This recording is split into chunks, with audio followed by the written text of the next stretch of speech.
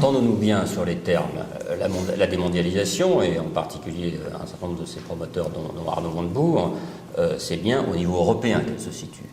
C'est-à-dire, c'est une logique. Revenons un instant au pourquoi de cette démondialisation, et en particulier au pourquoi écologique de cette démondialisation. Il y a un constat très net, c'est que nous avons changé d'époque sur toute une série de sujets. Nous avons changé d'époque parce qu'aujourd'hui, on le voit bien, le fait de donner la liberté à la finance a beaucoup plus d'inconvénients que d'avantages. Nous avons changé d'époque parce qu'aujourd'hui, il y a des économies continents en face de nous, l'Inde, la Chine, le Brésil et d'autres, qui font pas simplement une concurrence loyale, mais une concurrence déloyale et qui aboutit non pas à une compétition normale pour les parts de marché, mais à la disparition d'un certain nombre d'industries européennes. Et puis il y a un troisième élément qu'on cite trop rarement à mon avis, mais qui est un aspect majeur, c'est le fait que nous devons enfin parvenir, sur le plan écologique et pour la protection de la planète, à ralentir la circulation des biens et des services. Ralentir, et de ce point de vue-là, pour des raisons, parce que la multiplication des transports, en particulier, entraîne des émissions de gaz à effet de serre de manière considérable et un gaspillage considérable. On connaît les exemples du jean qui fait 10 000 km, etc.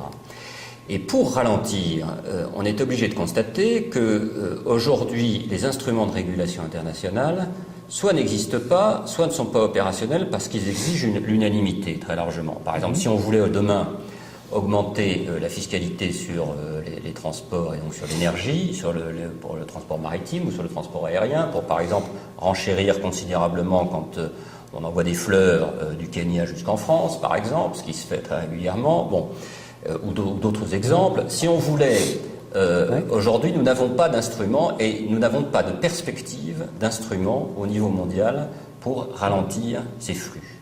D'où l'importance de reconstruire une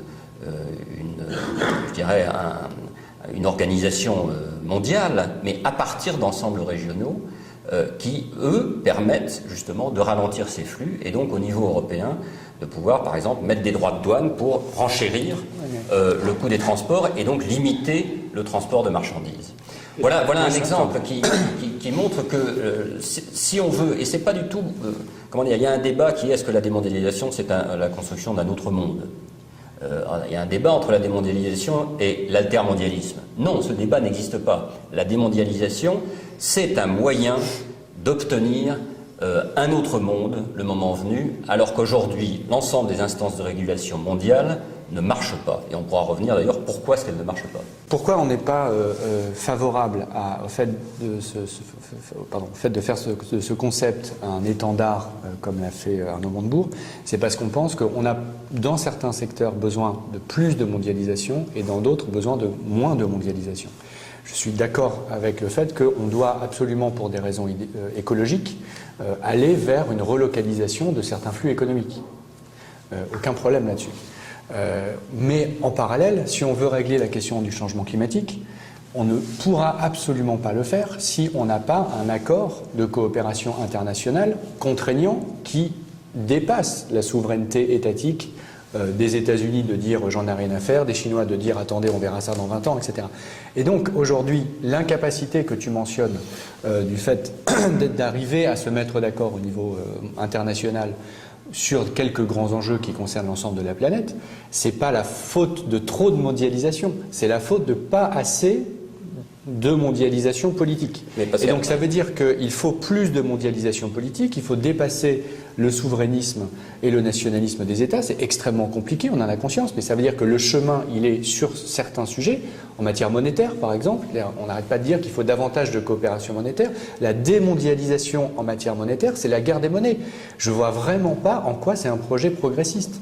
Donc, plus de mondialisation d'un côté, moins de mondialisation de l'autre. En aucun cas, la démondialisation ne semble être le concept qui permet de régler le problème. Et nous, ça nous semble un peu trop simpliste. Mais Pascal, la guerre des monnaies, elle existe aujourd'hui. Bien sûr. Le yuan chinois Bien sûr, il existe. Scandaleusement sous-évalué. Évidemment. C'est justement parce qu'il y a moi, sur l'objectif de dire il faut, au niveau mondial, que tout le monde soit beau, tout le monde soit gentil, qu'il y ait une vraie régulation, je suis d'accord. Le problème n'est pas là. Le problème est de savoir comment on fait. Et moi, je constate qu'aujourd'hui, et ça fait 20 ans que ça dure, ou 30 ans que ça dure, nous n'avançons pas sur ces différents sujets. On pourrait reprendre les uns après les autres l'ensemble des endroits de régulation commerciale, monétaire, économique. Ça n'avance pas. Et c'est pour ça que nous disons, pour que ça avance, et la meilleure façon que ça avance, c'est d'utiliser en particulier l'arme commerciale pour dire à nos grands partenaires, et en particulier par exemple pour dire aux Chinois, tant que vous n'avancerez pas sur le climat, et tant que vous n'avancez pas dans une négociation sur le climat, eh bien nous protégerons, parce que nous voulons avancer, eh bien nous protégerons. Quel instrument plus efficace, me semble-t-il, que ce type de discours et ce type de mesures pour obtenir que les Chinois avancent sur ce sujet. Sans ça, on va y rester, et on va voir encore à Durban. Tu verras à Durban. À Durban, on va à nouveau faire un constat d'échec. Et à nouveau, on va se dire, ah bien non, nos partenaires, nos grands partenaires ne veulent pas, etc. Donc, en d'autres termes, la démondialisation pour moi, c'est un instrument je suis d'accord sur l'objectif, pour avoir une bien meilleure organisation du monde, de la planète, mais aujourd'hui, je crois que c'est vraiment un instrument indispensable. Alors,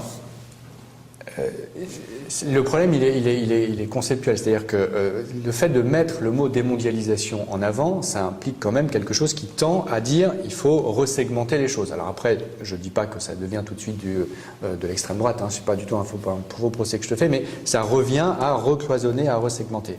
Là où nous, on considère qu'on a besoin de davantage de coopération. Et donc, je trouve que si toi aussi tu considères qu'il faut aller vers davantage de coopération dans certains secteurs pour lutter contre les problèmes planétaires, je trouve que le mot même de démondialisation induit un sens quand même assez paradoxal. C'est pour ça que nous, on préfère deux autres concepts.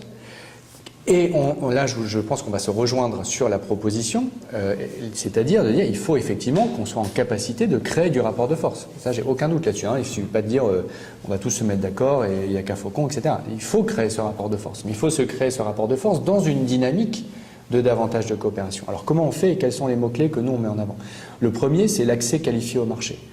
L'accès qualifié au marché, c'est de dire vous pouvez, la gauche historiquement régule le site de production. C'est-à-dire, si vous êtes une industrie française, à ce moment-là, vous devez respecter telle et telle règle.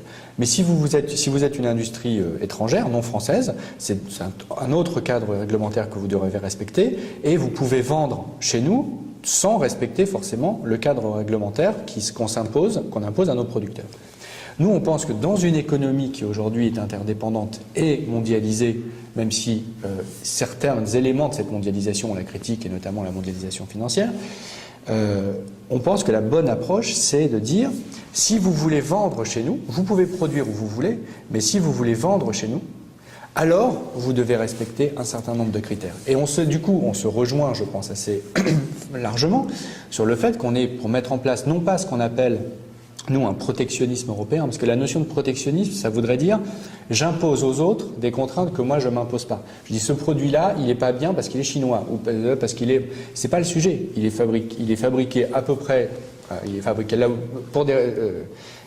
où les entreprises veulent le fabriquer, mais si elles veulent le vendre chez nous, ce qui est quand même leur objectif, à ce moment-là, on leur impose des règles d'accès au marché que nous imposons aussi à nos propres producteurs. Et ça veut dire, forcément, on ne peut le faire qu'au niveau européen, parce que c'est au niveau européen, comme on est le premier marché du monde, qu'on a la capacité de créer ce rapport de force. Et donc, pour faire ça au niveau européen, ça implique non pas d'aller vers de la démondialisation, mais d'aller vers un saut fédéral.